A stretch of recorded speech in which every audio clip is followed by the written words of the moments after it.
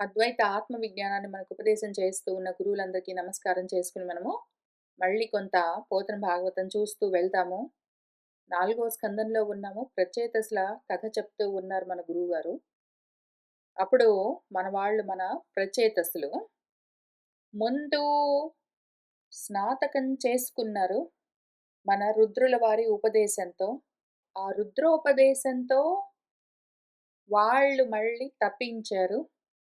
ఈసారి భగవంతుడు కూడా ప్రత్యక్షమై వాళ్లకు ఉపదేశం చేశారు.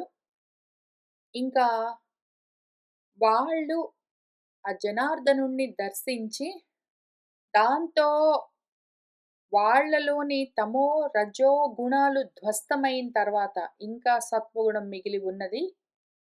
3 గుణాలు దాటితేనే బ్రాహ్మీ స్థితి. సరే అక్కడికొస్తారు బ్రహ్మస్థితికి. ఇక్కడైతే కనీసం ఇంత దూరం వచ్చారు.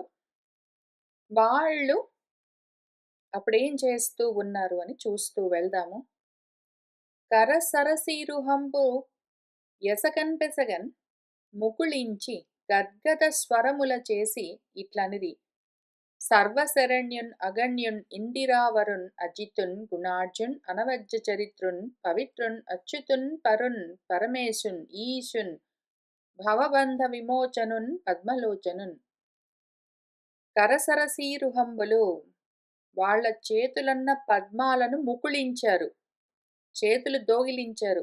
2 చేతులు దగ్గరికి తీసుకునొచ్చి పద్మాల్లాగా నమస్కరిస్తూ ఉన్నారు. ఎట్లా అంటే ఎసకన్ పెసకన్, ఇంకా పూర్తిగా 2 చేతులు దగ్గరికి తీసుకునొచ్చి గద్గద స్వరాలతో వాళ్ళ గొంతులు పొంగురుపోతూ ఉంటే, ఆనంద బాష్పాలు నిండుతూ ఉంటే, ఆ సర్వశరణ్యుడు అగణ్యుడు, సర్వశరణ్యుడు అంటే అందరికీ ఆశ్రయమైన వాడు, అగణ్యుడు అంటే గణుతింపడానికి లెక్కబెట్టడానికి వీల్లేనివాడు, ఇందిరావరుడు, అజితుడు, ఈయనను జయించడం, ఈయన్ని గెలవడం కష్టం. గుణాఢ్యుడు, ఆఢ్యుడు అంటే ఎవరైతే ఆ ఐశ్వర్యం కలిగి ఉన్నాడో వాడు, ఆ సంపద కలిగి ఉన్నవాడు. గుణాఢ్యుడు అంటే గుణాలతో నిండి ఉన్నవాడు. అనవద్య చరిత్రుడు, గుణాలతో నిండి ఉన్నాడు కాబట్టి సాకారంగా వచ్చాడిప్పుడు.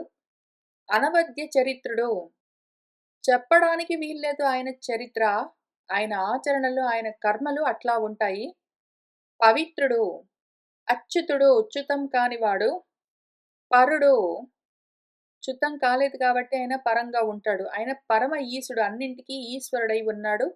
ఎందుకంటే ఆయన గుణాలతో వచ్చాడు, ఆర్జుడై ఉన్నాడు కాబట్టి. ఆ సంపద, ఐశ్వర్యం, విభూతి ఉన్నందుకు ఆయన ఆ ఐశ్వర్యానికి ఈశ్వరుడై ఉన్నాడు. ఆ ఈశ్వరుడు బంధ విమోచనుడు. ఏ బంధాలను తొలగిస్తాడు అంటే భవబంధాలను తొలగించేవాడు, అందులో నుంచి మోక్షాన్ని కలిగించేవాడు, పద్మముల వంటి కన్నులున్నవాడు. ఆయన మనసులో వాళ్లకు తెలుస్తూ ఉంటే ఆ హృత్కమలాల్లోనే వాళ్ళు ఆయన్ని సాక్షాత్కరింప చేసుకుని ఆయనతో ఇట్లా అంటూ ఉన్నారు అని ఇక్కడి నుంచి కొంత వాళ్ళు చేస్తూ ఉన్న స్తుతి ఉన్నది.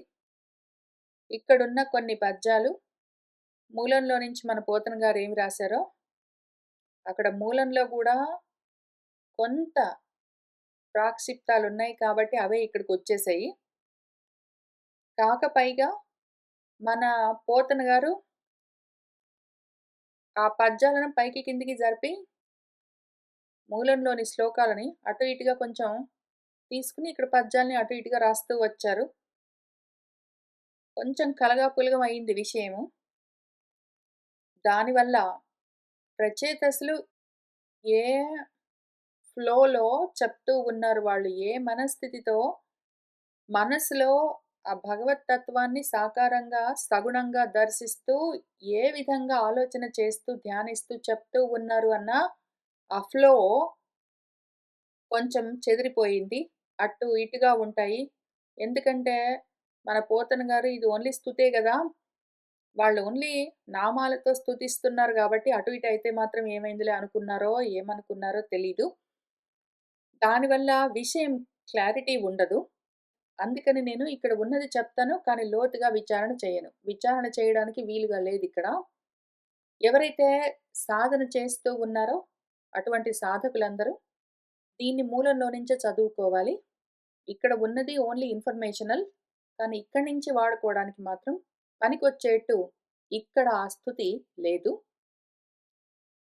కేశవ సంతత క్లేశ నాశనుడవో, గురు సన్మనోవాక్ అగోచరుడవో, ఇద్ధ మనోరథ హేతుభూత ఉదార గుణనాముడవు, సత్వగుణుడవో, అఖిల విశ్వ ఉద్భవ స్థితి విలయ అర్థధృత నిత్య విపుల మాయాగుణ విగ్రహుడవు, మహిత అఖిల ఇంద్రియ మార్గ నిరధిగత మార్గుడవు, అతిశాంత మానసుడవు అని చెప్తూ ఉన్నారు వాళ్ళు. ఓ కేశవ, సంతతము ఎల్లప్పుడూ మా క్లేశములను నాశనము చేసేవాడివి. క్లేశములు అంటే కష్టాలు. వాటిని నశింపచేసేవాడివి.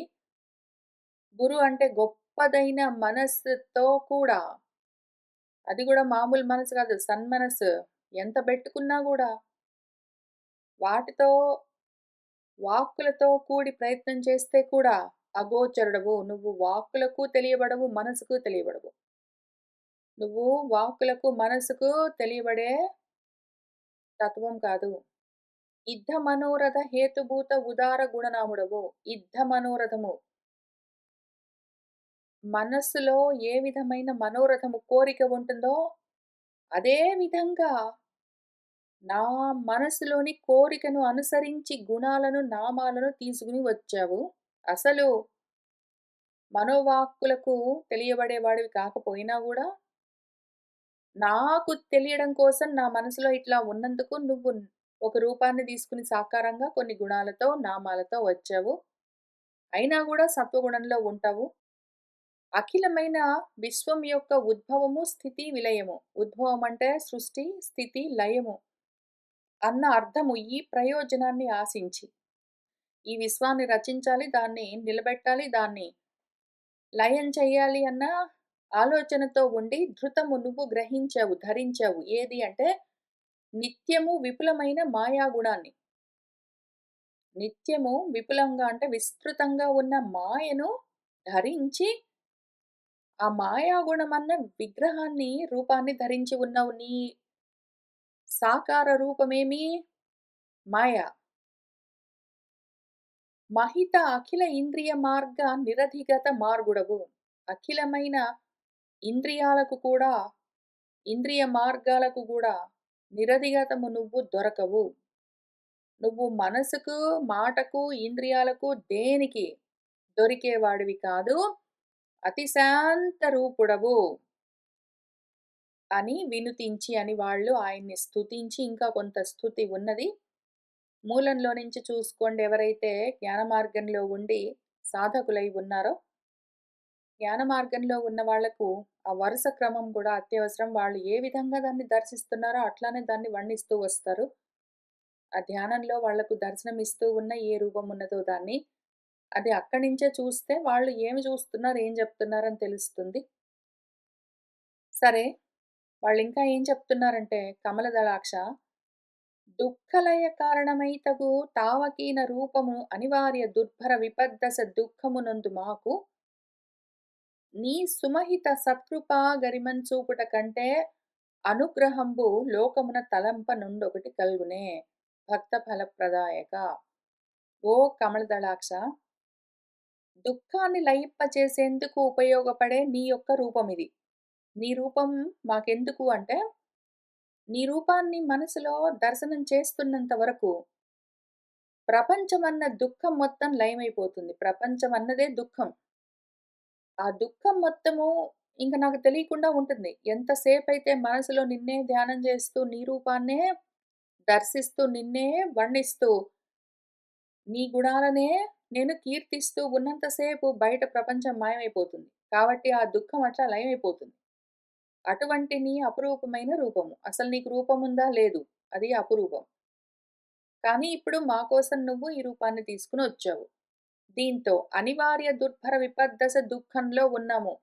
నివారించడానికి వీల్లేకుండా, భరించడానికి కష్టంగా ఉన్న ఆపదలన్న దుఃఖంతో ఉన్న మేము నిన్ను ఈ విధంగా చూస్తున్నంతసేపు అటువంటి మాకు నీ సుమహిత సత్కృపా గరిమ చూపుట కంటే నువ్వు నీ దయ చూపిస్తూ మా పైన నీ అనుగ్రహాన్ని మా పైన కురిపిస్తూ, ఈ విధంగా మమ్మల్ని అనుగ్రహించి నీ రూపాన్ని సాకారంగా మాకు తెలిసే విధంగా చూపించావే.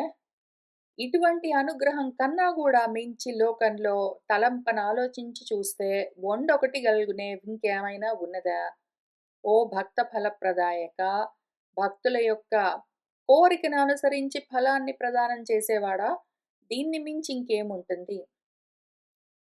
భూరి శివేతర అప్పహ విభూతి సమేత మహాత్మా దీన రక్షారతి నొప్పు నీవు చిరకాలమునన్ సుఖవృత్తి వీరు మావారు అటంచు బుద్ధిని అనవద్య తలంచినయంత మాత్ర సత్కారమే చాలు అట్లగుట కాక ఇటు సన్నిధివైతివి ఈశ్వర భూరి శివేతర అపహ విభూతి సమేత భూరి శివేతర అపహము గొప్ప మంగళానికి ఇతరంగా వేరేగా ఉన్నది అంటే అమంగళం. గొప్ప అమంగళాన్ని అపహ పక్కకు తొలగించేవాడా అని దానికి అర్థము. గొప్ప అమంగళాన్ని తొలగించేవాడా అని మూలంలో చాలా అందమైన మాట రాశారు మన వ్యాసుల వారు. ఆయనేమన్నారంటే, అభద్ర రంధన అన్నారాయన. భూరి శివేతర అపహ అన్న విషయాన్ని మూలంలో మన వ్యాసుల వారేమన్నారంటే, అదభ్ర రంధన అన్నారిక్కడ. ఏతావత్వం హి విభుభిః భావ్యం దీనేషు వత్సలైః యత్ అనుస్మర్యతే కాలే స్వబుద్ధ్యా అభద్ర రంధన అన్నారు. అభద్రములు అంటే ఏవైతే భద్రం కాకుండా ఉంటాయో. సత్ మాత్రమే భద్రం. బ్రహ్మం ఒక్కటే భద్రం. బ్రహ్మము కాకుండా ప్రపంచం మనము రెండోదిగా ఏది చూసినా సరే అదంతా అభద్రం. మనకి భద్రాన్ని ఇవ్వదది, భయాన్ని కలిగిస్తుంది. అయితే అటువంటి అభద్రమేదున్నదో, భద్రము కాకుండా ఉన్నదేదున్నదో, దాన్ని రంధనము. రంధనము అంటే వండడం అని అర్థం. పచనం చేయడము అని అర్థం. అంటే ఏవైతే అభద్రాలున్నాయో వాటిని, ఆ పంటను నువ్వు పండిస్తావు. మా పంట పండింది అంటారు గదా! మా పంట పండింది. నా పంట పండించవు అంటారు. అంటే అదిగో రంధనము. ఏవైతే నా అభద్రాలున్నాయో వాటిని పండిపోయేలాగా చేస్తావంటే ఇంక మళ్ళీ లేకుండా పోతాయి తర్వాత అనర్థం. అని అది నాకు చాలా ఇష్టమైన పదాలు. ఇందులో వీళ్ళు మన వాళ్ళు ప్రచేతసులు చేస్తున్న స్తోత్రంలో చాలా మంచి పదాలున్నాయి. ఎంత మంచి స్తోత్రమో ఇది. మన పోతన గారిక్కడ భూరి శివేతర అపహం అని జెప్పారు. అటువంటి వాడా మళ్ళీ విభూతి సమేత ఎందుకు? అపహం దగ్గర ఆపుదాం. భూరి శివేతర అపహం. గొప్ప అమంగళాన్ని తొలగించేవాడా అభద్ర రంధన ఓ మహాత్మా దీన రక్షాత్రతి నొప్పు నీవు దీనులను రక్షించడం అన్న దాంట్లో రతి కలిగిన నువ్వు చిరకాలమునన్ సుఖవృత్తి ఇంతకాలానికి సుఖంగా నువ్వే ఓహో వీరు మావారలు వీళ్ళు నా వాళ్ళు అంటూ మా బుద్ధిలో మేము నిన్ను తలుచుకోగానే నువ్వు కూడా అట్లానే మమ్మల్ని తలుచుకున్నావే అంత మాత్రాన ఆ సత్కారమే మాకు చాలు అట్లగుటంగాక ఇంక అంతేగాక పైగా ఇదిగో మేం నిన్ను తలుచుకోగానే నువ్వు కూడా మమ్మల్ని తలుచుకున్నావు. నువ్వు మమ్మల్ని తలుచుకోవడమే గొప్ప సత్కారం గదా! ఇంక అది చాలదా? అది చాలు గదూ! అయినా కూడా అటుగాక ఇంకా వాళ్ళకి ఇంకేమైనా చేద్దాము అని ఇటు సన్నిధివైతివి మా దగ్గరకొచ్చావా నువ్వు ఓ ఈశ్వరా అని వాళ్ళంటూ ఉన్నారు. చాలా అందమైన భావన. మనము ఈ విషయాన్ని మధ్య మధ్యలో ధ్యాన వస్తువులుగా వ్యాసుల వారు ఎక్కడెక్కడ ఇచ్చినా సరే, మనం దాన్ని అట్లానే భావన చేస్తూ వస్తాం. కాబట్టి మళ్ళీ ఒకసారి చూసుకుందాం.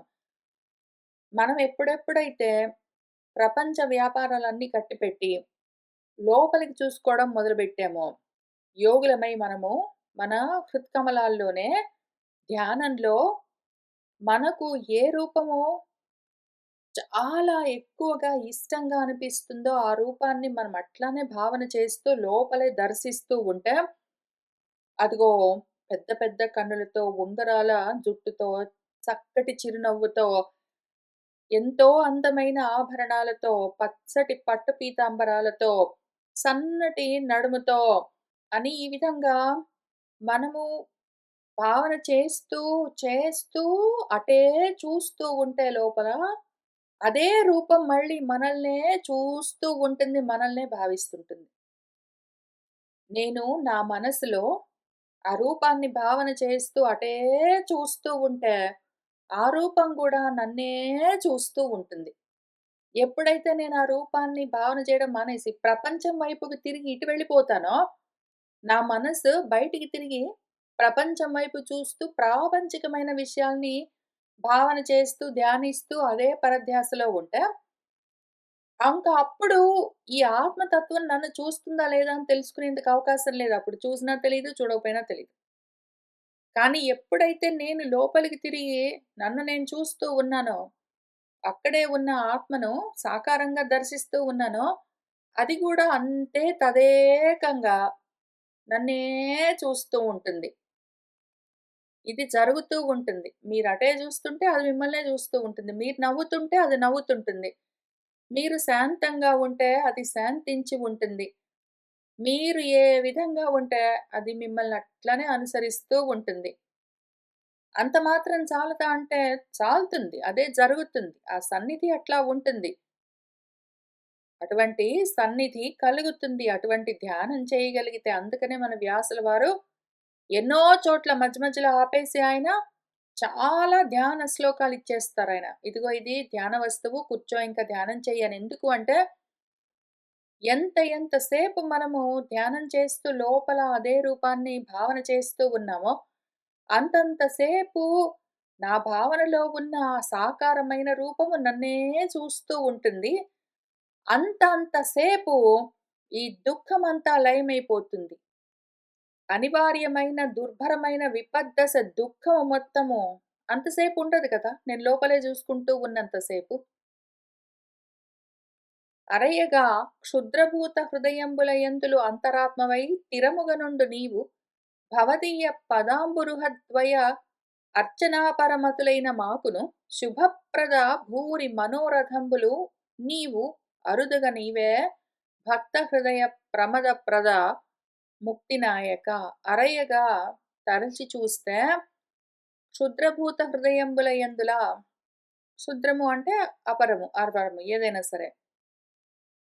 క్షుద్రభూతములు ఆ హృదయాల్లో మనస్సుల్లో ఎవరెవరికైతే అల్పమైన కోరికలు ఉంటాయో, దీనికి క్షుద్రభూతం అని మన పోతన గారు రాసిన పదానికి మూలంలో క్షుల్లము అని చాలా అందమైన మాటుంది. అది నాకింకా ఇష్టం. నాకు ఎంతో ఇష్టమైన నా మనసుకి అతి సన్నిహితమైన పదాలు ఎన్నో ఉన్నాయి ఇందులో.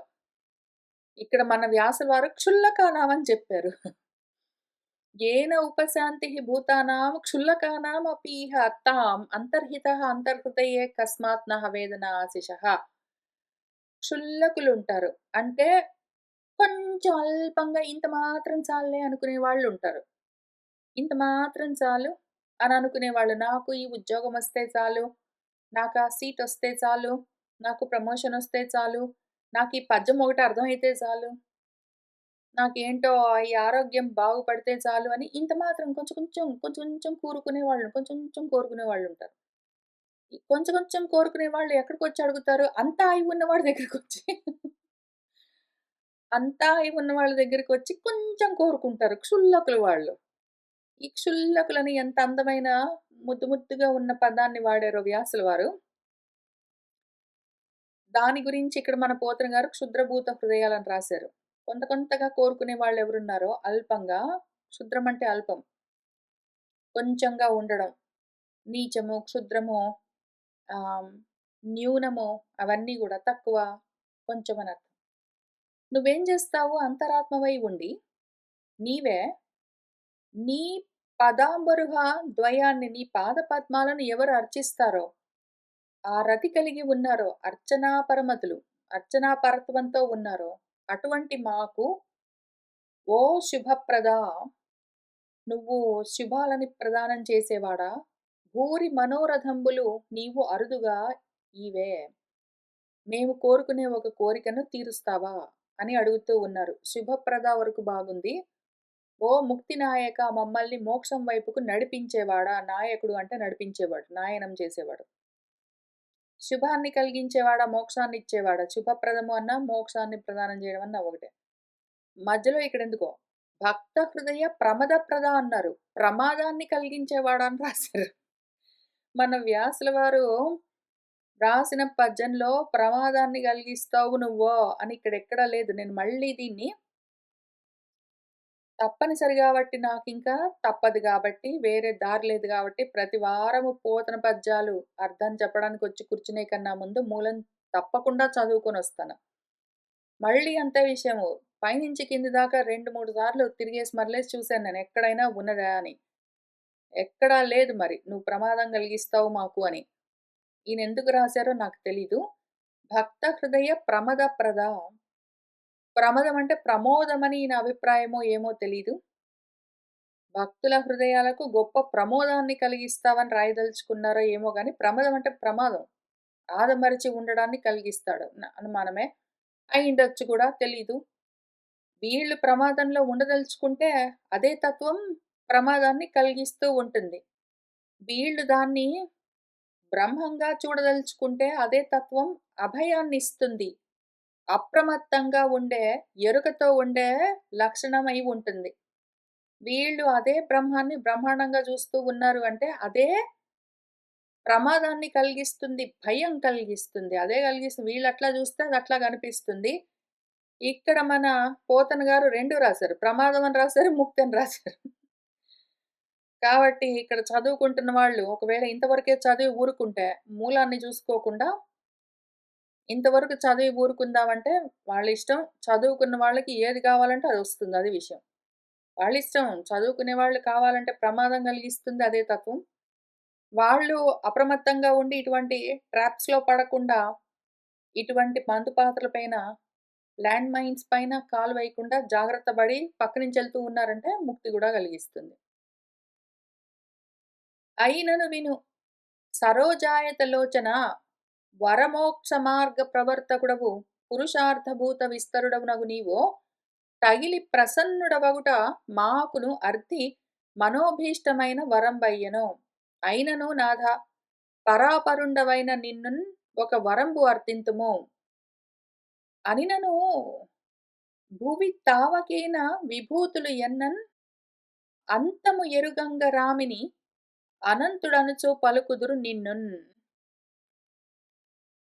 అయినా విను ఓ సరోజాయత లోచన, పద్మాల వంటి ఆయతనము విశాలమైన కన్నులున్నవాడా, అంత పెద్ద పెద్ద కళ్ళు పెట్టుకుని నేను మిమ్మల్ని చూస్తుంటే నువ్వు మమ్మల్నే చూస్తూ ఉన్నావే, ఆ కళ్ళతో మేము నిన్ను ధ్యానిస్తుంటే నువ్వు మమ్మల్ని ధ్యానిస్తావు.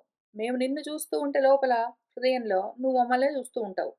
అదిగో అంత పెద్ద పెద్ద కళ్ళతో నువ్వు ఉన్నావని మేము భావన చేస్తే పెద్ద పెద్ద కళ్ళతో మమ్మల్ని చూస్తూ ఉంటావు. నువ్వు వరమోక్ష మార్గ ప్రవర్తకుడవు. మోక్ష మార్గాన్ని, ప్రవృత్తి మార్గాన్ని ప్రవర్తింపచేసేవాడివి. పురుషార్థభూత విస్తరుడవు. లేదా మోక్ష మార్గ ప్రవర్తకుడవు. మోక్ష మార్గాన్ని ప్రవర్తింపచేసేవాడివి. నువ్వు నివృత్తి మార్గాన్ని ఉపదేశం చేస్తావు. లేదా ఒకవేళ కోరుకున్నారంటే పురుషార్థభూత విస్తరుడవు. ధర్మార్థ కామ మోక్షాలను ఏవో ఉన్నాయి వాటిని సాధిస్తాను అనుకుని ప్రవర్తించే వాళ్లకు ప్రవృత్తి మార్గాన్ని గూడా చూపిస్తావు. అటువంటి నీవు ప్రసన్నుడివయ్యావు. దాంతోటే మా మనోభీష్టం, మా కోరిక వరంగా మాకు లభించిందే గదా! నువ్వు ప్రవృత్తి, నివృత్తి మార్గాలు రెండూ ప్రవచనం చేయగలిగిన వాడివి. మాకు సాకారంగా మేము కోరుకున్నామని కనిపించావు అంటేనే మా కోరిక తీరింది గదా! మా వరము మాకు నువ్వు ఆల్రెడీ అనుగ్రహించినట్టే గదా నాథ! పరాపరుడివైన నిన్ను అయినా గూడా ఒక వరాన్ని కోరుకుంటాం పట్టు. నిన్ను ప్రార్థించాను, నువ్వు మాకు కనిపించావు. నిన్ను ధ్యానించాము, మా మనసుల్లో నువ్వు కనిపించావు. కాబట్టి నిన్నొక వరం కోరుతాం మేము. నువ్వు కనపడడమే ఒక వరం మాకు. అయినా కూడా ఒక వరం కోరుతాము. తావకీన విభూతులు ఎన్నన్ నీ విభూతులను లెక్కబెడదాము. ఎన్నడం అంటే లెక్కబెట్టడం. లెక్కబెడదామంటే అనంతం. అంతము ఎరుగంగ రామిని.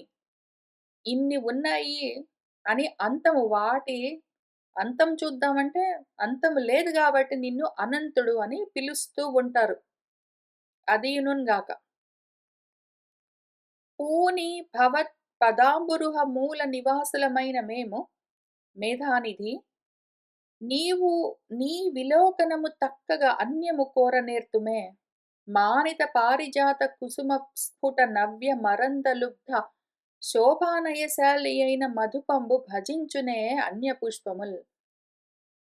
నీ యొక్క పాద పద్మము యొక్క మూలాన్ని చేరుకుని అక్కడే ఉన్నాము మేము. ఓ మేధానిధి! నీ చూపులు కాక వేరేది కావాలి అని కోరుకోవచ్చా మేము?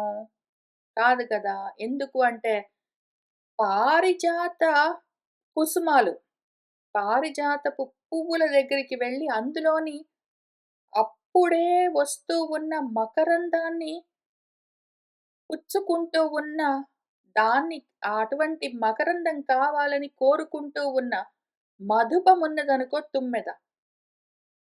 పారిజాత కుసుమంలో నుంచి వస్తూ ఉన్న మకరందాన్ని పానం చేస్తూ ఉన్న తుమ్మెద వేరే పువ్వుల దగ్గరికి వెళ్తుందా? అట్లానే నీ దగ్గరికొచ్చాం మేము నిన్నే చూస్తున్నాము. నువ్వు మమ్మల్నే చూస్తున్నావు. ఇంకింతకన్నా ఎక్కువ మాకు కావాలా? అయినా గూడా ఒక కోరిక కోరుతాము. హరి!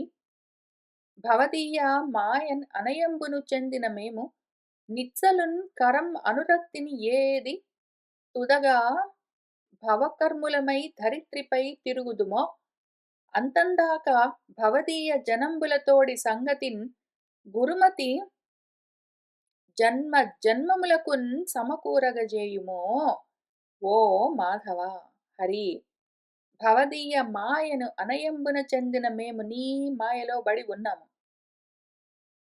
నువ్వు సాకారంగా, సగుణంగా మాకు సాక్షాత్కరించిన తర్వాత గూడా మళ్ళీ ఇంకేదో ప్రాపంచికమైన విషయాల గురించిన కోరికలు మాకు ఉన్నాయి అంటే ఎందుకో తెలుసా?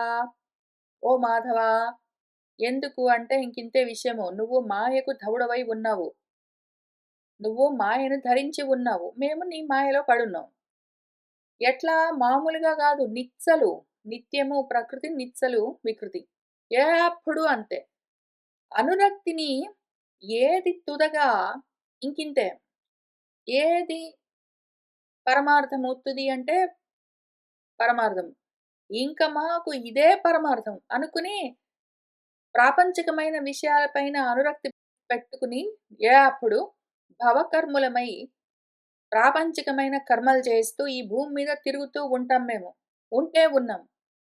ఉన్నంత దాకా నీ జనులెవరున్నారో, నీ భక్తులెవరున్నారో, నిన్ను తగులుకుని ఉన్నవాళ్ళెవరున్నారో, కోరికలు పెట్టుకుని ప్రపంచంలోని వస్తువులను తగులుకుని ఉన్నవాళ్ళు గాదు.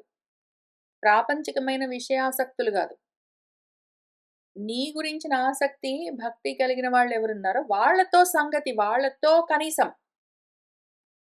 మాకు సొంతంగా నిన్ను తగులుకుని అట్లానే అక్కడే ఉండగలిగే శక్తి ఇంకా రాకపోతే, ఇప్పుడంటే నువ్వు కనిపించావు. మేము అటు తిరగగానే, ఈ ధ్యానంలో నుంచి బయటికి రాగానే ప్రపంచం కనిపిస్తుంది మాకు. అయితే అయింది. అయితే అయింది. ప్రపంచంలో మేము ఎవరితో తగులుకోవాలో తెలుసా? నిన్ను తగులుకుని ఉన్న వాళ్ళని మేము తగులుకుంటే కనీసము. డైరెక్ట్‌గా నిన్ను తగులుకునే శక్తి మాకు లేకపోతే పోనీ. ప్రపంచంలో తిరుగుతూ ఉన్నామంటే సరే అట్లానే గాని. కానీ ప్రపంచంలో తిరుగుతున్నంత సేపు గూడా నిన్ను తగులుకున్న వాళ్ళని మేము తగులుకొని ఉన్నామనుకో. ఆ రకంగా ఉంటే గురుమతిని గొప్ప బుద్ధితో జన్మ జన్మలకి మాకు ఇదే ఇవ్వు. మేము చాలా జన్మలు తీసుకోవాల్సొచ్చిందనుకో మాకు ఇంకా జ్ఞానం కలక్క, కర్మల్లోనే ఉండి మేము మోక్షానికి దూరమై, ఆత్మస్థితికి దూరమై ప్రపంచంలో తిరుగుతూనే ఉన్నాము అంటే అన్ని జన్మలు తీసుకుంటే అయితే అయ్యింది. ఎన్ని జన్మలైనా సరే నిన్ను తగులుకుని ఉన్న వాళ్ళతోటే మేము తగులుకుని ఉండాలి. ఎంతవరకు? ఎప్పుడైతే నిన్ను తగులుకుని ఉన్న వాళ్ళని మేము తగులుకుని ఉండడం గాదు. మేము కూడా నిన్ను తగులుకుని ఉన్నంత వరకు. మేము గూడా నిన్ను తగులుకుని ఉంటే గూడా జన్మలుంటాయి మరి. ఎందుకంటే మేము వేరు, నువ్వు వేరు తగులుకుని ఉండాలి అన్న ఆలోచన ఉన్నది గాబట్టి. అదున్నంత వరకు జన్మ ఉంటుంది. అప్పుడు గూడా. అయితే అదెంత వరకు? నువ్వే నేను అని తెలుసుకునేంత వరకు. సో అస్మి అని అర్థం చేసుకొని ఆ స్థితిలో ఉన్నంత వరకు ఇటువంటి స్థితి కావాలి మాధవ. కమలాధీశ్వర తావకీన వర భక్తవ్రాత సంసర్గ లేశము తోడన్ సరిగా తలంప మెలమిన్ స్వర్గాపవర్గాది సౌఖ్యములన్నన్ వినుము మానుషంబులగు ఈ కామంబులన్ చెప్పన్ ఎలా మునీంద్రస్తుత పాద పద్మ సుజనాలాపానుమోదకాత్మక. ఓ కమలాధీశ్వర, నీ భక్తుల వ్రాతము సమూహం ఏదున్నదో వాళ్లతో సంసర్గం తగులుకుని ఉండడము చాలా గొప్పది. మాకు స్వర్గమైన అపవర్గమైన సరే, స్వర్గాపవర్గాలు రెండూ దివ్యమైన సుఖాలను ఇస్తాయి. మానుషమైన భౌమమైన గొప్ప సుఖాలను ఇస్తాయి. మాకు మానుష సుఖాలు అంటే భౌమ సుఖాలు ఇహలోకంలోని సుఖాలు. అటు స్వర్గాపవర్గాలన్నా దివ్యమైన సుఖాలు. భౌమ సుఖాలు లేవు, దివ్య సుఖాలు లేవు. ఏవైనా సరే అన్నీ నీ భక్తులతో నిన్ను తగులుకుని ఉన్న వాళ్ళతో తగులుకుని ఉండడం దానికి ఇవి ఎందుకు కొరగావు, సరిపోవు, లేస మాత్రం కూడా కాదు. అసలు నీ భక్తులను తగులుకుని నిన్ను తగులుకుని ఉన్న వాళ్ళను తగులుకుని ఉండడం అంటే ఎటువంటిదంటే అది కొంచెం ఉన్నా చాలు, మాకు స్వర్గాది భోగాలు వస్తే కూడా అవసరం లేదనుకుంటాం మేము. అటువంటిది కేవలము భూమి మీద ఉండే అల్పమైన సుఖాలు కోరుకుంటామా? కాబట్టి ఈ కోరికల గురించి చెప్పడానికి ఇంకేముంది ఇయాల. ఓ మునీంద్రుల చేత స్తుతింపబడే పాదాలు కలిగిన వాడా, సుజనులు నీ గురించే ఆలాపనలు చేస్తూ ఉంటే ఆనందించేవాడా, మరియు భగవద్భక్త సంగంబులయందు తృష్ణా ప్రశమనంబులైన మృష్ట కథలు చెప్పబడుటచే భూతంబులయందు వైరంబును ఉద్వేగంబును లేకుండును అని. నీ భక్తులు ఒక చోట కూడితే ఏం చేస్తారు? నీ గురించే మాట్లాడతారు కదా. ఆ విధంగా వాళ్ళు మాట్లాడుకుంటూ ఉంటే ఆ మృష్ట కథలు, మృష్టము అంటే శుద్ధమైన కథలు, ప్రాపంచికమైన విషయాలతో తగులుకోకుండా కేవలం నీ గురించిన మాత్రమే విషయాలు ఏమున్నాయో శుద్ధమైన విషయాలవి, శుద్ధమైన కథలు, నీ గురించే వాళ్ళు ఈ విధంగా శుద్ధంగా మాట్లాడుకుంటూ ఉంటే ఆ కథలు వింటూ వింటూ ఉంటే నాలో ఉన్న తృష్ణ, ప్రాపంచికమైన కోరికలన్నీ కూడా ఉపశమిస్తూ ఉంటాయి. ప్రశమము. అటువంటి ప్రదేశాల్లో ఒకవేళ ఉంటే నీ భక్తులు ఎక్కడ కూర్చుని నీ గురించే మాట్లాడుకుంటూ ఉన్నారో అక్కడ వేరే వాళ్ళు ఎవరైనా ఉంటే గూడా, వేరే ప్రాణులు, జీవులు ఏవైనా సరే భూతాలు, వాటిలో గూడా అన్యోన్యంగా వైరం గాని, ఉద్వేగం లేకుండా ఉంటుందిట. అందుకని వనముల ముక్త సంగులగు వారు నుతింప తనర్తు నీవు కావున ఇలన్ పుణ్యతీర్థముల పోలన్ పవిత్రము చేయ పూని అర్ధిని పదచారులై ధరచరించు భగవత్ పదభక్త సంగమన్ అనుపమ భూరి సంస్కృతి భయస్థుని బుద్ధి రుచింపక ఉండునే. కాబట్టి మృష్ట కథలు అంటే, మృష్టం అంటే తుడవడం, తుడవడం, కడగడం, శుద్ధి చేయడం అని అర్థం. ప్రాపంచికమైన విషయాలు ఏమైనా ఉంటే మొత్తం తుడిచేస్తారు వాళ్ళు. నీ గురించే ఆలోచిస్తూ నిన్నే ధ్యానిస్తూ ఉన్న వాళ్ళు ఏం చేస్తారు? నిన్నే తగులుకుని ఉన్న వాళ్ళు, ఎవరైనా నాలాంటి వాళ్ళు ప్రపంచాన్ని తగులుకున్న వాళ్ళొచ్చి ఆడ కూర్చుంటే గూడా, వాళ్ళు రుద్దుతారింకా. తుడుస్తుంటారు. వద్దు, కాదు, ప్రాపంచికమైన విషయాలు. పోనీ వదిలిపెట్టు. మనకు సంబంధం లేదు. వాళ్ళు అట్టనే చేసుకుంటారు. అంటేనండి, వాడెందుకు అట్లా చేసుంటాడనుకుంటున్నారు మీరు? అంటే, వాడిష్టం వచ్చినట్టు వాడు చేసుకుంటాడు. మనకెందుకు, వాడి సంగతి వదిలిపెట్టు అని ప్రపంచమైన విషయాలు తుడిచేస్తుంటారు వాళ్ళు. నాలాంటి వాళ్ళు అక్కడెళ్లి కూర్చొని, వాళ్ళేదో మాట్లాడుకుంటూ ఉంటే ఆత్మతత్వం గురించి, వీళ్ళు ప్రపంచం విషయాలు తీసుకెళ్ళి అక్కడ డిస్కస్ చేద్దామంటే వాళ్ళు తుడిచేస్తుంటారు. క్లీనింగ్ చేస్తుంటారు. అందుకని అక్కడ ఓన్లీ నీ గురించే నడుస్తూ ఉంటుంది శుద్ధమైన కథ. ఆ విధంగా ఎక్కడ ఉన్నదో అక్కడికెళ్ళి కూర్చుంటే అసలు వైరము లేదు, ద్వేషం లేదు, ఉద్వేగం లేదు, తృష్ణ లేదు, రాగద్వేషాలు మొత్తము ఉపశమించి ఉంటాయిట అని వీళ్ళుంటారు కొంతమంది ముక్త సంగులు, అన్నీ వదిలిపెట్టిన వాళ్ళు. అడవుల్లోకెళ్ళి కూర్చుందాము. అన్నీ వదిలిపెట్టి అడవుల్లోకెళ్ళి కూర్చుందామని కూర్చుంటారు. ఇంక వాళ్ళు ఇది ఆలోచించుకుంటారు. అంటే మనం ఒక్కళ్ళమొచ్చి అడవుల్లో కూర్చునే కన్నా, వెళ్ళి వీళ్ళెక్కడ కూర్చొని అవే కథలు మాట్లాడుకుంటూ ఉన్నారో, అక్కడికెళ్ళి కూర్చొని విన్నామనుకో, అవి పుణ్యతీర్థాలయి ఉంటాయి, పవిత్రం జేస్తాయి గాబట్టి ఇది బాగుంటుంది అని పాపం మళ్ళీ వాళ్ళు మన ముక్త సంగులు గూడా అడవుల్లోకెళ్ళి, వనాల్లోకెళ్ళి తపస్సులు చేస్తున్న వాళ్ళు గూడా మళ్ళీ అర్తిని కోరుకుని పదచారులై ఇంకా పాదచారులై నడుస్తూ భూమెంతా తిరుగుతూ ఎక్కడున్నారు మన వాళ్ళు? భగవత్పద భక్తులు ఎక్కడున్నారు అని చూసుకొని వాళ్ళు ఎక్కడ కూర్చొని మాట్లాడుకుంటూ ఉంటారో ఈ విషయాల్ని. అక్కడికే వచ్చి వాళ్ళ సంగమం వాళ్ళతో కూడి ఉండడం కోరుకుంటూ ఉంటారు.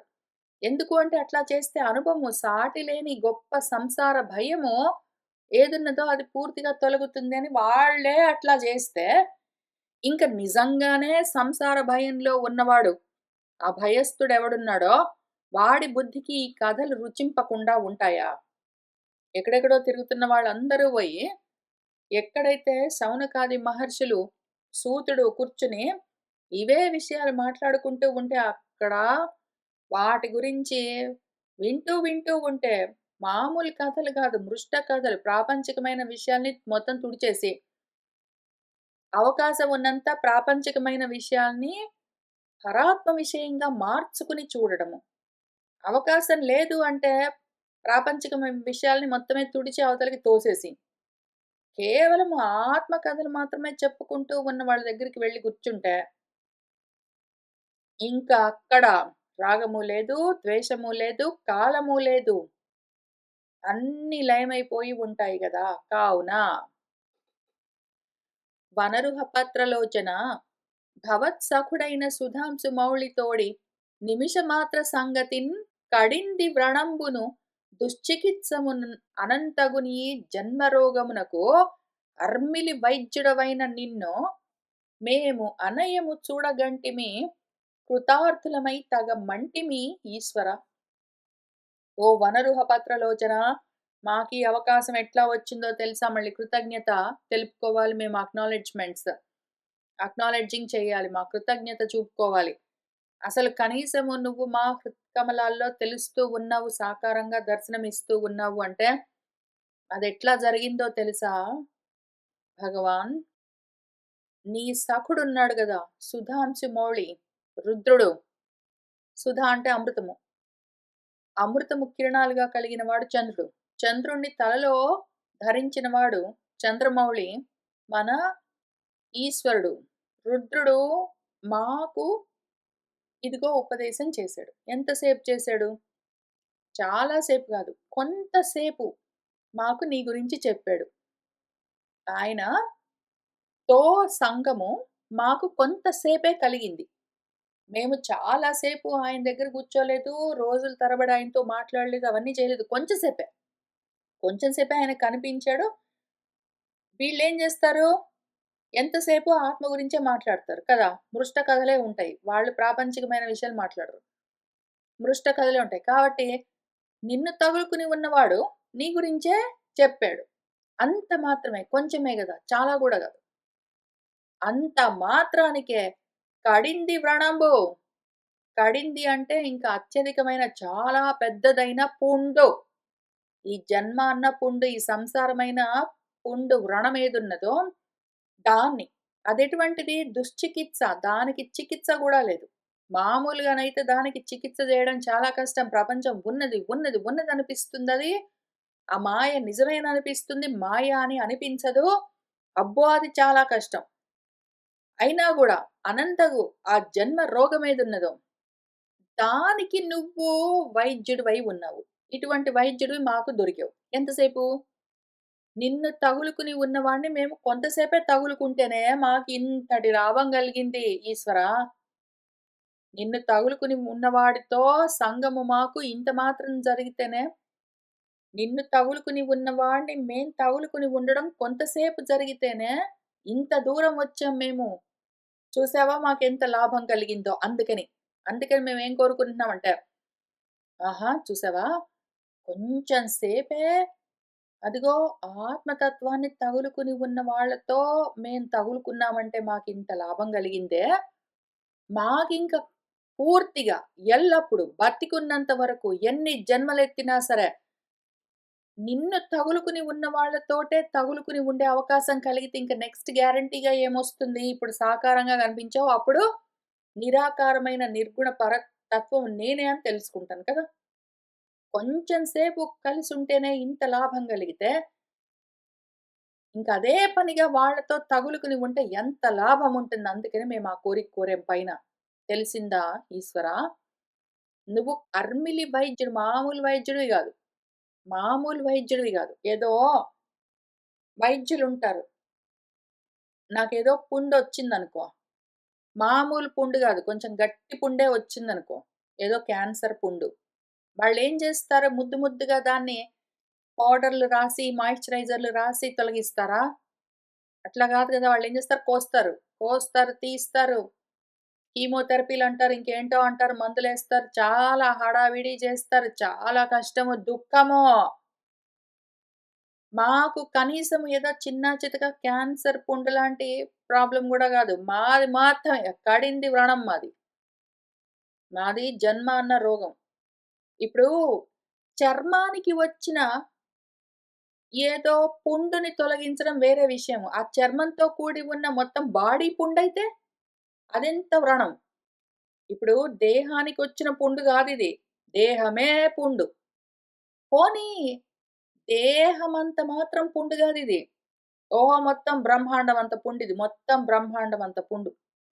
ఇప్పుడు దీన్ని తొలగించాలంటే ఆ వైద్యుడేం జేస్తాడు? చిన్న క్యాన్సర్ వ్రణాన్ని తీయాలంటేనే ఏవో ఆపరేషన్‌లు, గీపరేషన్‌లు చేసి కోసి ఏంటో జేస్తాడు. ఎంత హైరానా పడాలి, ఎంత నొప్పి తట్టుకోవాలి. ఇప్పుడు ఇంత బ్రహ్మాండం అంత పుండు తీయాలంటే ఎంత నొప్పి. ఆ వైద్యుడు దీన్ని ఇంత పుండుని కొయ్యాలి అంటే నేనెంత తట్టుకోవాలి. కానీ నువ్వట్లా జేస్తావా? కాదు కదా! నువ్వు అర్మిలి వైద్యుడివి. మామూలు గూడా గాదు. నువ్వు ఈ జన్మ రోగమునకు అర్మిలి వైద్యుడువు. అర్మిలి అంటే చాలా మెత్త మెత్తగా, మృదువుగా ఉండే, ప్రేమగా, అసలు కష్టం తెలియకుండా మా పుండును నువ్వు తొలగిస్తావు. అటువంటి వైద్యుడివి. ఎటువంటి వైద్యుడివి? అర్మిలి వైద్యుడివి అయి ఉన్నావు నువ్వు. దుశ్చికిత్సమైన ఆ విధంగా ఉన్నది అని అనంతగు నీ జన్మరోగమునకు అర్మిలి వైద్యుడవైన నిన్ను మేము అనయము చూడగంటిమి. వైద్యుడిని చూసాము. మాకు పుండేముందో మాకు తెలిసింది. మాకు జబ్బేంటో మాకర్థమయ్యింది. దానికి వైద్యుడెవరో తెలిసాడు. ఇంకిప్పుడు ఆ మందు వేసుకోవడం ఒక్కటే మిగిలింది ఈశ్వర. ఆ మందు నువ్వెట్లైనా ఇస్తావు గాబట్టి కృతార్థులమయ్యాము. మందేమి? జ్ఞానం.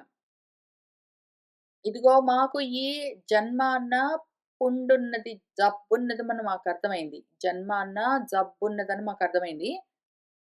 దాన్ని తొలగించడానికి వైద్యుడివి నువ్వని మాకు కనిపించావు. అందుకు కావలసిన మందేమి? జ్ఞానము నువ్వే ఉపదేశం చేశావు. అందుకని కృతార్థులమయ్యాము. తగన్మంటిమి మేము బ్రతికిపోయాం ఈశ్వర. బతికిపోయాం మేము. దేవా! మదీయ స్వాధ్యాయ అధ్యయనంబులును, గురుప్రసాదంబును, విప్రవృద్ధానువర్తనంబును, ఆర్యజన నమస్కరణంబును, సర్వభూత అనసూయయు, అన్న విరహితముగా అనేక కాలంబులు ఉదకంబులయందు సుతప్తంబైన తపంబు చేయుటయు, ఇవి అన్నియును పురాణ పురుషుండవైన భవదీయ పరితోషంబు కొరకునగున్ గాక అని విన్నదించదము అని వెండియును ఇట్లనిది. ఓ దేవా! మేమింతవరకు ఏమి చేశాము? మేమింతవరకు ఏమి చేశామో చూపిస్తాము. స్వాధ్యాయం చేశాము. అధ్యయనం చేసుకున్నాము. పెద్దల అనుగ్రహాన్ని పొందాము. పెద్దలు, విప్రులు ఎవరున్నారో వాళ్ళు ఏ విధంగా ప్రవర్తిస్తున్నారో చూసి వాళ్ళు చెప్పిన విధంగా మేము ఆచరిస్తూ వచ్చాము. ఆర్యులు, జ్ఞానులెవరున్నారో వాళ్ళను నమస్కరిస్తూ వాళ్ళ దగ్గర ఉపదేశాన్ని పొందుతూ ఉన్నాము. సర్వభూతాల పట్ల అనసూయతో ఉన్నాము. భోజనం కూడా చెయ్యకుండా అనేక కాలములు ఎంతో కాలము ఉదకం మాత్రము నీరు మాత్రం పుచ్చుకుంటూ గొప్పగా తపస్సు తప్పించాము. ఇవన్నీ మేమింతవరకు చేశాము. ఇంతవరకే చేశాము. మేము కొంతవరకు చేశాము. మాకు ఇవన్నీ చేయడం వల్ల ఏం జరిగిందంటే, మా జబ్బేమో తెలిసింది. దానికి వైద్యుడివి నువ్వు. అందులో నుంచి బయటపడే మార్గం జ్ఞానము. అది నువ్వే ప్రదానం చేస్తావు. ఇంతవరకు మాకు తెలిసింది. అందుకని ఇంతవరకు మేమేమేమి చేశామో అవన్నీ నీకే సమర్పిస్తాము. ఇవన్నీయును పురాణ పురుషుడవైన భవదీయ పరితోషంబు కొరకు నగునుగాక. నీ సంతోషానికి మేము దీన్ని సమర్పిస్తున్నాము. మేమివన్నీ గూడా భగవత్ ప్రీత్యర్థం చేస్తూ ఉన్నాము అని నీకే సమర్పిస్తున్నాము అని వాళ్ళు సంకల్పం చెప్పుకుంటున్నారు. ఈ స్తోత్రం అవన్నీ ఎందుకు చదువుతాము అంటే భగవత్ ప్రీత్యర్థం అని సంకల్పం ఉంటుంది. అట్లా మేము సంకల్పం చెప్పుకుని ఇంతవరకు మేము చేసినవన్నీ నీకే సమర్పిస్తున్నామని విన్నవిస్తున్నాము అని చెప్పారు. ఇంకిక్కడి నుంచి వాళ్ళకెంత అర్థమైందో మన గురువుగారు జూసుకుని, వాళ్ళని ముందుకు తీసుకొని వెళ్ళడానికి ఏం కావాలో ఆయన ప్రదానం చేస్తారు. ఇంక వాళ్ళేమన్నారంటే, మను పద్మాసన దూర్జటి ప్రముఖ ధీమంతులు తపోజ్ఞాన సత్వ నిరూఢింతగువారు నీ మహిమమున్ వర్ణింపన్ పారంబెరుంగని వారు అయ్యునో ఓపినంత వినుతులుగా వింతురు అట్లౌటన్ మేమును నిన్ను అర్థిన్నుతింతుము ఈశా వరద బుద్ధ్యాది మూలంబుగన్. మనువు పద్మాసనుడు బ్రహ్మదేవుడు దూర్జటి గొప్పగా జటలు గట్టి ఉన్న వెంట్రుకలతో ఉన్నవాడు శివుడు. దూర్జటి అంటే దుర్భేద్యంగా ఉన్న జటి, జటలతో ఉన్నవాడు. జటి అంటే జటలతో ఉన్నవాడు. శివుడు.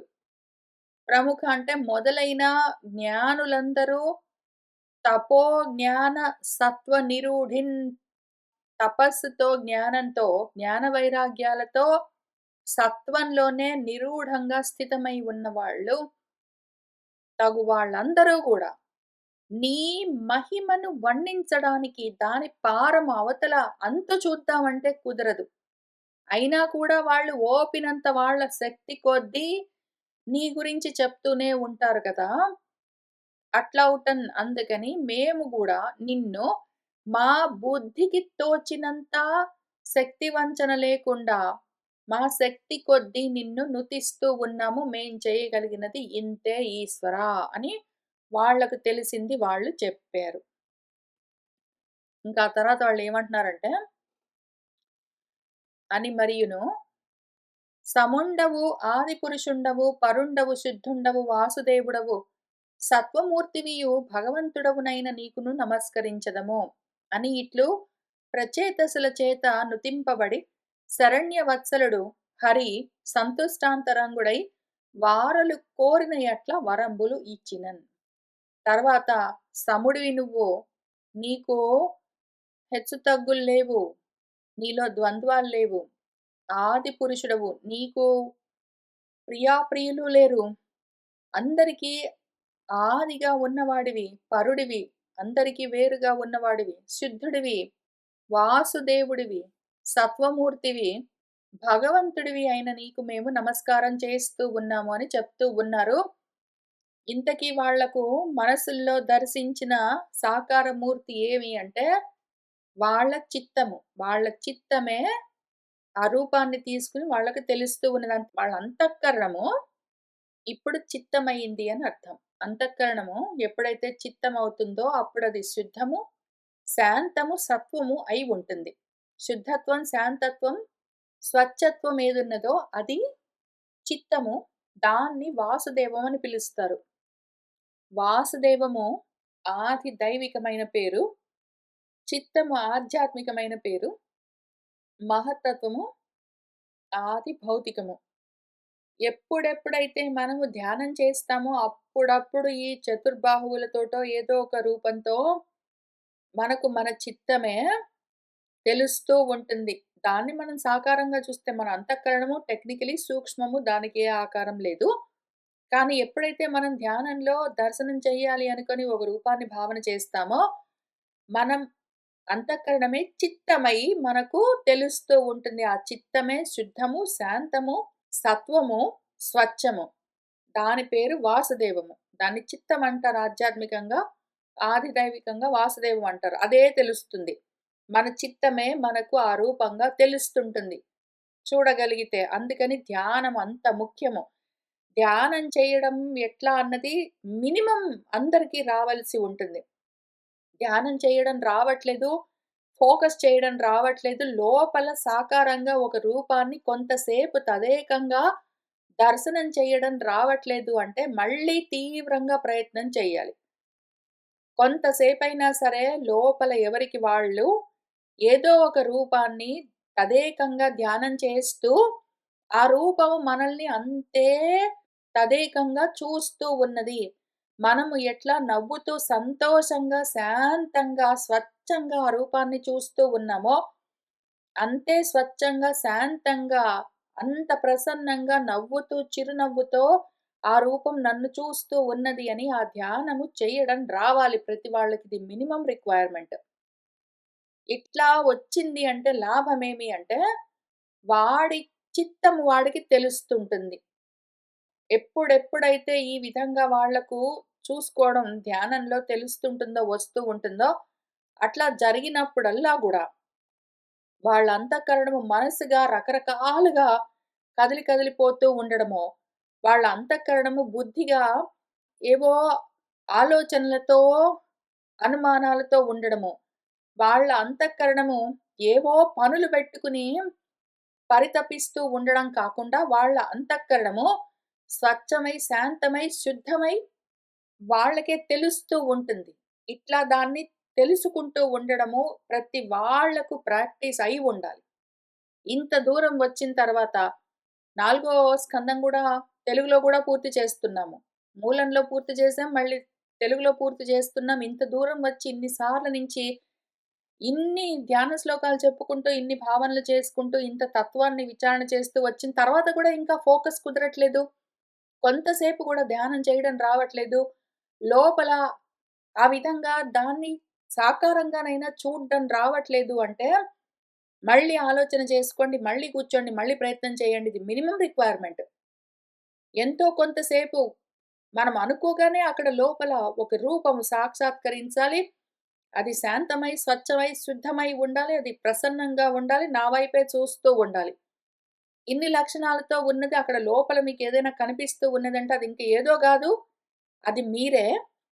మీ అంతఃకరణమే చిత్తమై మీకు తెలుస్తూ ఉంటుంది. అదెప్పుడు చిత్తమై ఉన్నదో అప్పుడది జ్ఞానానికి సిద్ధమై ఉంటుంది. అదెప్పుడైతే చిత్తమైందో, చిత్తమైంది అంటేనే అది శుద్ధమైందని అర్థం. శుద్ధమైంది అంటే జ్ఞానానికి సిద్ధమైంది అని అర్థం.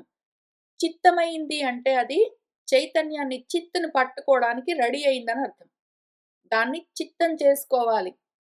ఆ విధంగా శుద్ధంగా ఉన్న అంతఃకరణంతోటే జ్ఞానం పట్టుబడేది.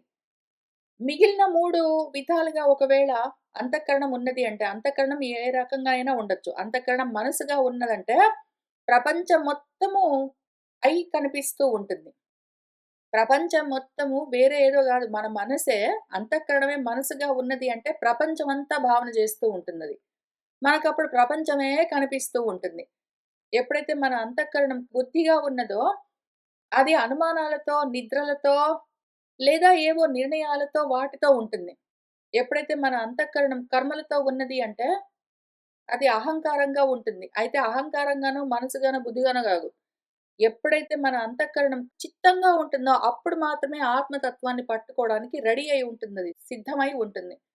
అందుకని ఆ విధంగా దానికి ట్రైనింగ్ ఇవ్వడము, ప్రాక్టీస్ చేయించడం దాంతో ఎప్పుడు పడితే అప్పుడు కోరుకోగానే మనసు వెనక్కి తిరగడము, అదిగో ఆ విధంగా దర్శనం చేస్తూ ఉండడం ఇట్లాంటిదేదైనా దానికి అలవాటై ఉండాలి.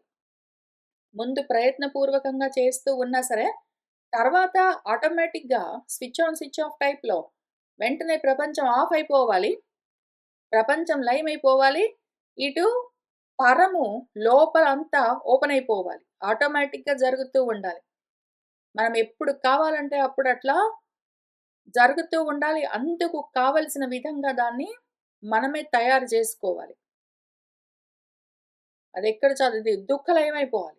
ఎప్పుడు పడితే అప్పుడు మనం ఇనీషియల్లీ ఈ దుఃఖాన్ని బలవంతంగా ప్రపంచాన్ని కంట్రోల్ చేసి లోపల ఒక రూపాన్ని ప్రయత్నపూర్వకంగా, సాకారంగా చూడడం మనము ఇనీషియల్‌గా ప్రాక్టీస్ చేసినా గూడా, తర్వాత ఆటోమేటిక్‌గా ఎప్పుడు పడితే అప్పుడు మనము అనుకోగానే వెంటనే ప్రపంచం లయమైపోవాలి, దుఃఖమంతా లయమైపోవాలి. అదిగో లోపల మన చిత్తమే, మన ఆత్మ అదే శుద్ధమై, శాంతమై, సత్వమై మనకు తెలుస్తూ ఉండాలి. ఏదో ఒక రూపమైనా పర్వాలేదు. ఏదో ఓ రూపం. రూపం ఏదైనా సరే గాని అది మాత్రం అట్లా మనకు వెంటనే తెలుస్తూ ఉండాలి. ఆ విధంగా దానికి మనమే ట్రైనింగ్ ఇవ్వాలి. మనమే దానికి అటువంటి ట్రైనింగ్ ఇవ్వాలి. అదెవరో వచ్చి చెయ్యరు. ప్రతి వాళ్ళు సొంతంగా ప్రయత్నం చేసుకోవాలి. గురువులు అందుకోసం మనకి ఇక్కడ వ్యాసుల వారు, పోతన గారు, వాల్మీకి మహర్షి వాళ్ళందరూ, పైగా మన ఉపనిషత్ ఋషులు. అందుకని ధ్యాన వస్తువులిస్తారు మనకు. హెల్ప్ చేస్తారు వాళ్ళు బయట నుంచి. కానీ లోపల మనమే ప్రయత్నం చేసుకోవాలి. ఇంతకీ ఆ విధంగా ప్రచేతసులు ఆ మూర్తికి నమస్కారం చేసిన తర్వాత ఆ విధంగా స్తుతింపబడి శరణ్యవత్సలుడు ఆ హరి సంతుష్టాంతరంగుడై సంతోషించి వారు కోరిన వరాన్ని ఇచ్చి ఇంక బయలుదేరుతూ ఉన్నారు. అనయము ఆ నృపనందనుల్ ముదమార సన్నుతించేయగా మనములో పరితోషమంది రమాహృదీశుడు భక్త పాలనకరుడు తదీయ దర్శన లాలసాత్మకులు ఆత్మలన్ తనవి చాలక చూడన్ ఆత్మ పదంబుకేగే రయ్యంబురన్.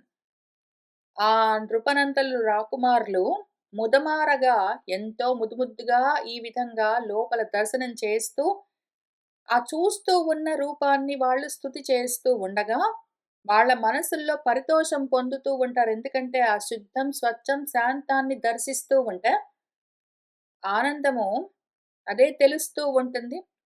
ఆ విధంగా ఉన్నారు వాళ్ళు. ఇంకా వాళ్ళట్లా ఉండగా, ఆ రమాహృదీసుడు భక్త పాలనకరుడు, భక్తుల యొక్క పాలన చేయడమే పనిగా పెట్టుకున్నవాడు. ఆయన యొక్క దర్శనం కావాలి అని ఆ లాలసతో ఉన్నవాళ్ళు, మన రాకుమారులు, వాళ్ళ హృదయాల్లో ఆయన్ని చూస్తూ ఉండగా కూడా ఎంత చూసినా తనివి తీరకుండా ఉండగా, వాళ్ళు చూస్తూ ఉండగానే రయంబున వేగంగా ఆత్మపదంబునకు ఏగెన్. తన స్థితికి చేరుకున్నారంటే ఆయన ఇంకా రూపం కనిపించట్లేదు. వాళ్ళు ఇంతవరకు అంతర్ముఖులయ్యారు గదా! ఇంకిప్పుడు బహిర్ముఖులవ్వబోతూ ఉన్నారు. బయటకొస్తూ ఉన్నారు. వాళ్ళు ధ్యానంలో నుంచి, ఆ సమాధి స్థితిలో నుంచి ఇంక బయటకొస్తూ ఉన్నారు. వాళ్ళ ధ్యానంలో నుంచి బయటకొస్తూ ఉన్నారు. అందుకని అక్కడ ఆ రూపం అంతర్ధానం అయిపోయింది. తదనంతరంబు ప్రచేతసులు భగవత్ ఆజ్ఞ స్థిరంబుల ధరించి సముద్ర సలిలంబుల నిర్గతులైరి. వాళ్ళ తర్వాత ఏం చేశారంటే మన ప్రచేతసులు భగవంతుడి ఆజ్ఞను శిరసాధరించి మళ్ళీ వాళ్ళు ఆ సముద్రంలో నుంచి బయటికొచ్చారు. ఎందుకు అంటే మీరు పలానా అమ్మాయి ఉన్నది ఆమెను పెళ్లి చేసుకోండి. మీకు ఒక కొడుకు కలుగుతాడు. వాడికి పుట్టే పిల్లల వల్ల ప్రపంచమంతా నిండుతుంది బిడ్డలతో. ఈలోగా మీరేం చేయండంటే, ఎంతకాలం అవసరమో అంతకాలం మీరు ఆ గృహస్థాశ్రమంలో ఉండి, ఆ తర్వాత మళ్ళీ దాన్ని సన్యసించి ఆత్మపదం కోసము విచారణ మొదలుపెట్టండి అని ఉపదేశం చేశారు గదా! అది విన్నారు. ముందు ఫస్ట్ చేయవలసిందేంటంటే, అదిగో పెళ్లి చేసుకొని పిల్లల్ని కనాలి. అందుకని వాళ్ళు బయటికొచ్చారు. భూరి సమున్నతి నాకద్వార నిరోధంబుగాగ తగన్ పెరిగిన ఆ భూరుహ సంచన్నాఖిల దారుని ఈక్షించి రాజతనయులు వరుసన్ వాళ్ళు బయటికొచ్చేసరికి ఏం జరిగిందంటే, ఆ చుట్టుపక్కలంతా అడవుల్లాగా పెద్ద పెద్ద చెట్లన్నీ ఆకాశమంతగా అంతెత్తున పెరిగాయి. అవన్నీ చూసారు. వాళ్లకు చాలా కోపమొస్తుంది. దాన్ని మొత్తాన్ని తగలబెట్టడానికి ప్రయత్నం చేస్తారు. తర్వాత ఏంటో జరుగుతుంది. ఇంకిక్కడి నుంచి వాళ్ళ ప్రస్థానంలో తర్వాతి అధ్యాయం మొదలవ్వబోతూ ఉన్నది. ఇంక వాళ్ళు ఈ విధమైన స్నాతకం పూర్తి చేసుకున్నారు. పూర్తిగా అధ్యయనము విద్యాభ్యాసం పూర్తి చేశారు కాబట్టి ఇంక తర్వాత గృహస్థాశ్రమంలోకి ప్రవేశించాలి. అది మొదలవుతుంది. మనం వచ్చే వారం కలిసి కూర్చొని ఇక్కడి నుంచి చదువుకుంటూ ముందుకు వెళ్తాం. ఇవాల్టికి ఇక్కడికి ఆపుతాను. కోరుకున్న వాళ్ళందరికీ అద్వైత ఆత్మ విజ్ఞానం కలగాలని ఆశిస్తూ ఉన్నాను. శుభం భవతు.